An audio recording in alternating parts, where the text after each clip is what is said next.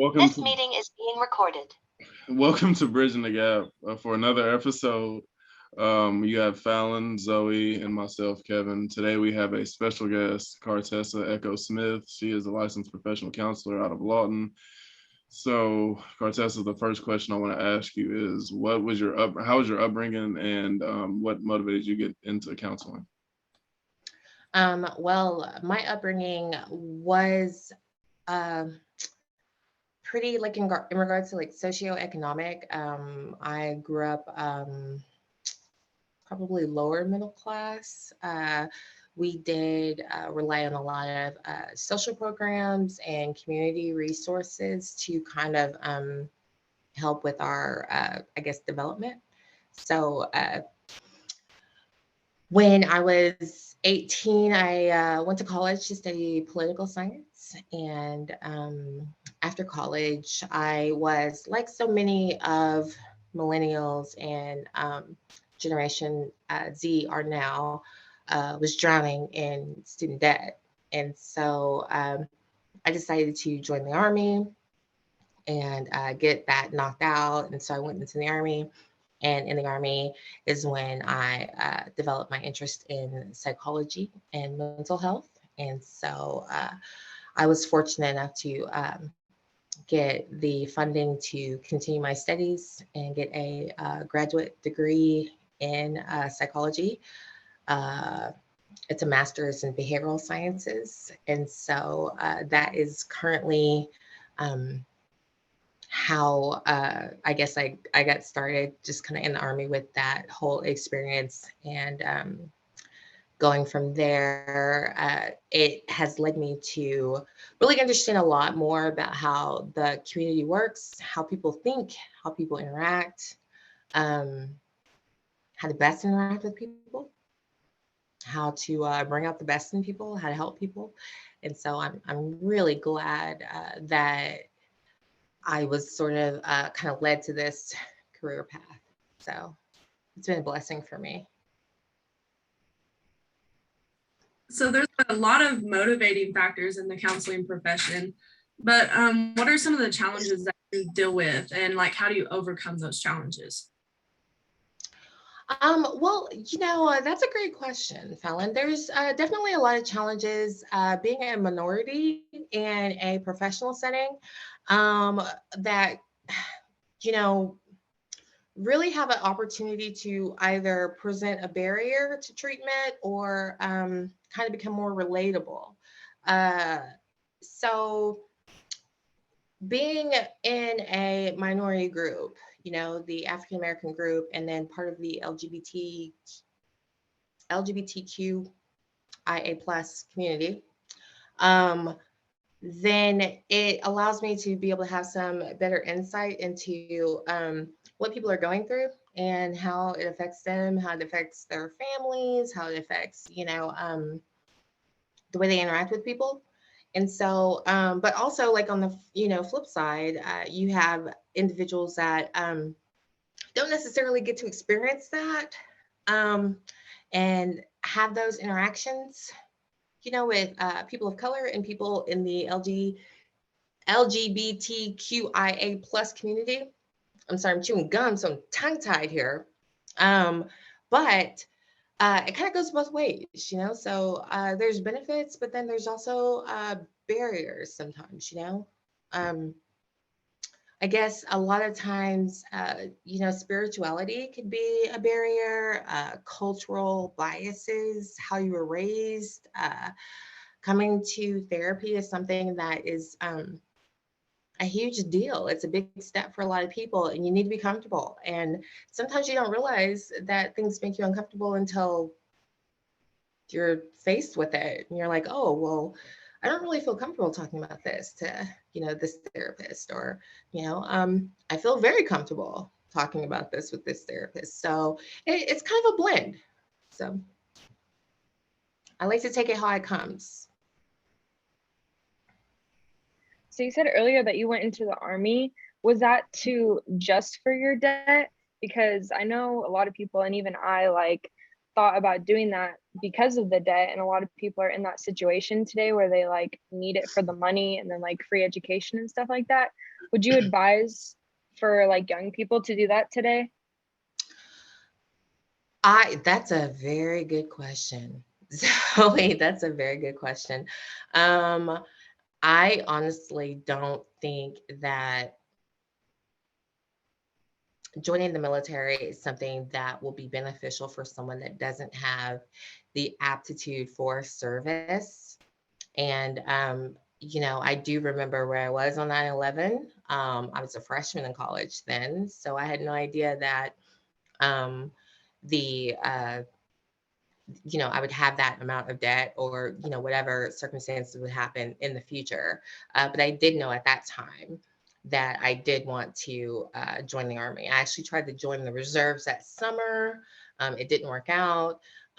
So I tried even my junior year. It didn't work out. And so by the time my senior year came, they were like, well, you could just go active duty. And I was like, oh, okay. So it kind of was, I did have that, I guess, that heart for service and to do that. So I don't encourage anyone to do it that is not prepared and willing to make, we call it in the Army, like the ultimate sacrifice. And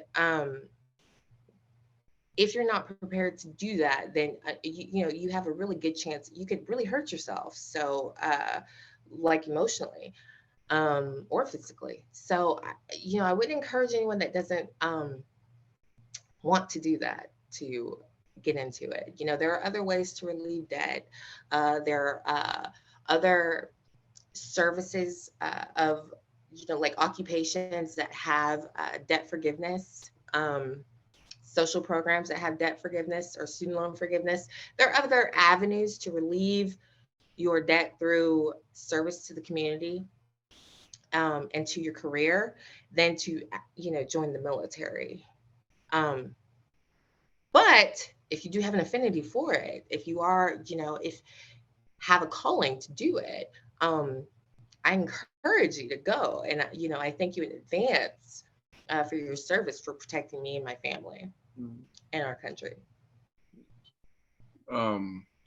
What do you think are some of the big misconceptions about going into therapy that since you've been a counselor for so long, what are some of the things that people, I had the wrong idea about it, or you know what I mean? So what are some of the big misconceptions that you think? A lot of the misconceptions are that people will be judged, that people will be shunned in some way. A lot of people are really afraid to come and speak openly about what they're going through and how that affects them. There's so many issues that are really sensitive to certain people and that people really struggle with. So the biggest misconception is that they'll be judged, and they'll come in here and they'll say something, and I'll be like, oh yeah. And I mean, that is night and day from the truth about what goes on in therapy. Like, I like to have my therapy sessions very low key, almost like a conversation amongst friends, so that the person can feel confident enough to say what they need to say, and I can be confident enough to be who I am in my office, and we can both show up as humans. So it goes from a therapy session to us joining and developing a relationship, and we call that a therapeutic relationship. So in that relationship, there should be no judgment. There should be positive regard. There should be room for error, for mistakes, and there should be room for grace. So when you come in and you're like, oh, well, this happened, or I decided to do this, it's not met with a disregard. It's met with a, okay, well, let's talk about it. Let's process that. Let's see how we got to that point. And I think people have a misconception about how that would go or what that would look like. Does that make sense? Yeah, I love that relationship between them. A lot of people think it's just like talking to a random stranger, but yeah, you gotta like Yeah. have a relationship with them. Another question that I wanted to ask, since the elections coming up for governor here in Oklahoma and the midterms, what are some things that you think could be useful in increasing voter turnout? I and thank you so much for asking for that about that question, because voter turnout is, what I'm focused on. It's number one on my political agenda. Um, I think that if we bring more awareness, and if we can have moments and conversations like these where, we have millennials, talking to Gen Zers and being like, hey, you know, this is going on. What can we do to help reach you guys and help motivate you guys to vote? You guys can be like, we would like for this, type of representation, or we would like for this type of change. Just having the dialogue, coming to the table is what I would hope that we could somehow kickstart. Like, I'm always open to a conversation. I'm always open to hearing ideals, especially from the younger generation, because they're what's going to push us forward. They're what's going to keep us going. You guys are going to be the ones that are making the decisions for me in 20 years, when, I'm no longer in the workforce, and I'm retired and just sitting at home. And I think that that's important for me to take into consideration what you guys want that to look like, so I can, help you reach that goal, or help prepare for you guys to, continue to set goals and achieve them. But voter turnout is important. And if we could just get that conversation started. So, how can I get you to vote? Well, you can get me some more African American candidates to vote for. You can get me some more queer or LGBTQIA plus. That's a lot. It's hand in my mouth. But you can get me some more of those candidates. You can get me some candidates that look like me. You can get me some candidates that, respect my values. You can get me some candidates that, represent whatever it is. Like, it doesn't matter where it is on the spectrum. It could be over here. It could be over here. It just needs to be brought together so that we can all know that it's important for us to all try to reach that goal. So earlier you mentioned that you had a background in political science. So how's that in your counseling profession? And do you think there is a tie between voter turnout and voting in period and mental health? Well, I know that mental health, in regards to voter turnout, it's largely correlated with the population. So if you have a population that is older, and that I see in regards to counseling, in regards to that relationship, older people are generally, in my experience, better voters. They're better voters because traditionally, they have experienced voting as a privilege, and so there's a huge amount of turnout for voters, in the generation before me, and the generation after me, and my generation. It tends to decrease because of the lack of awareness that we have about local government, state government, federal government, and then I get a lot of my vote won't matter. I get a lot of there's not representation of me that's running, and I think that does contribute a lot to mental health. You don't want to not see yourself in a candidate, because that doesn't give you hope for a brighter future. It doesn't give you hope for a better America. So yes, I do believe it correlates with mental health quite a bit, but it just depends on, the population. You have women, you have men, you have uh, older generations, you have younger generations. I mean, there's just so many different dynamics that can go on. So I was thinking, do you think that younger people should be trying to run for office, or should we like wait until a certain age for more experience? And then how do you think the public would react to like younger candidates instead of older ones that we've basically seen throughout the history of the country? Well, I tell you what, I would love to see I would love to see younger political candidates coming up, speaking out.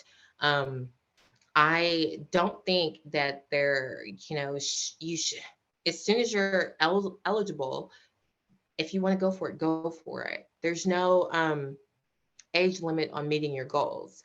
This summer, I ran for city council, and I was the youngest, I believe, at all the candidates. And it felt pretty foreign, but it was something that I wanted to do. And it's something that it was a goal of mine. It is still a goal of mine to continue into politics and hopefully get into a political seat.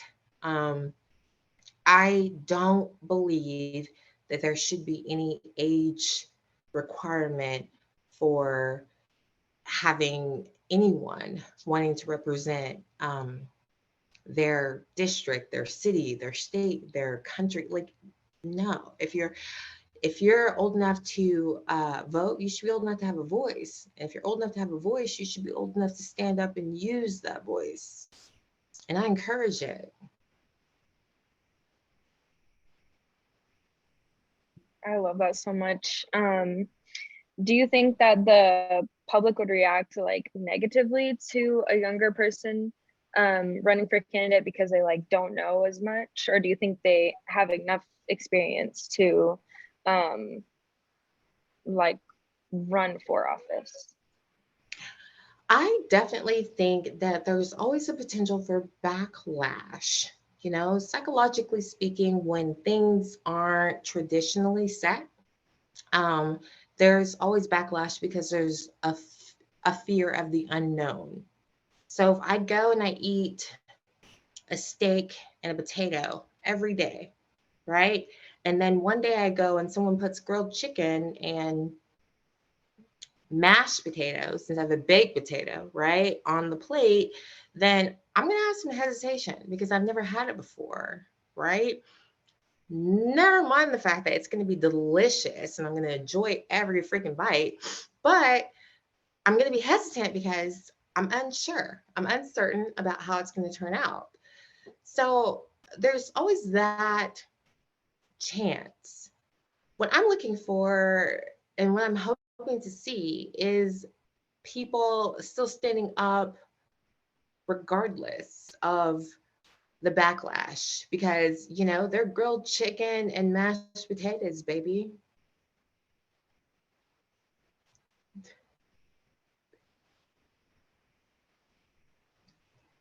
So, what do you think? This can be on any aspect, so voting or counseling. Do you think that Oklahoma can do better in the nation?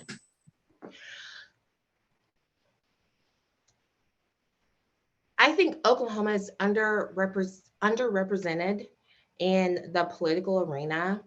I think it's a lot more diverse and a lot more fluid than what we have representing us right now.